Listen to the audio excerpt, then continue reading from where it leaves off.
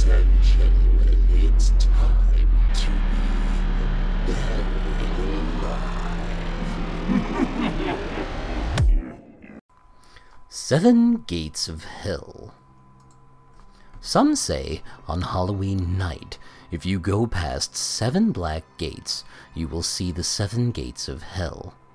I thought it was a myth at first, until I tried it out.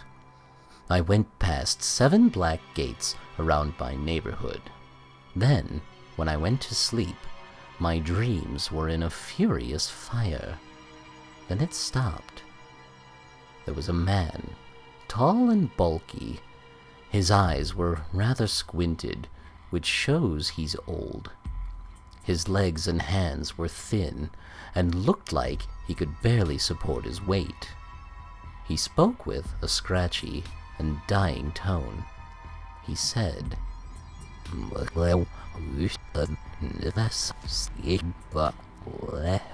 he chuckled and opened the gate.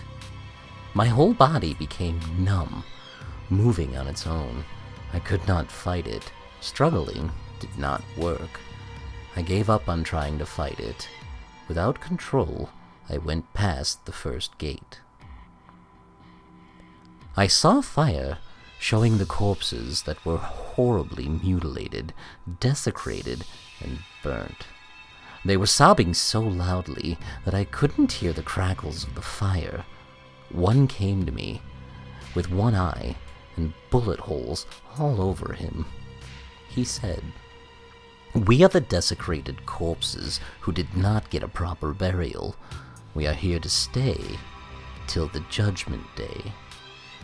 I went past him and to the second gate. It was in a building. I was in a dungeon. There were people tied up, screaming in pain. One was being sawed in half, very slowly, and his body kept healing, ready to be sawed again. One was in the Iron Maiden, with the door being closed and opened, and the body looked as normal as ever. A man in an executioner's mask said to me, "We are the torturers, tortured by our own devices." I went past him to the exit, and I walked to the third gate. This time I was in a forest. It was silent, except for a few yells. There was a man hanging from a noose. Another one fell off a cliff, reappeared, and fell off again. I was running. Away from what I saw was a horribly burnt woman chasing after me. I already knew what this one was. These were the people who committed suicide. I ran into the fourth gate. It was in a palace. I was in there. I saw emperors, politicians, and wealthy people. An emperor was being gnawed on by lions. When the lion ripped a limb out or slashed him, the part grew back. A politician was being beaten by what looked like shadows in prisoner clothes. A man in a suit came to me and said, "We are the corrupted people, the people who used our power to help ourselves, and not the people." I walked to the next gate, the fifth. I was in a room.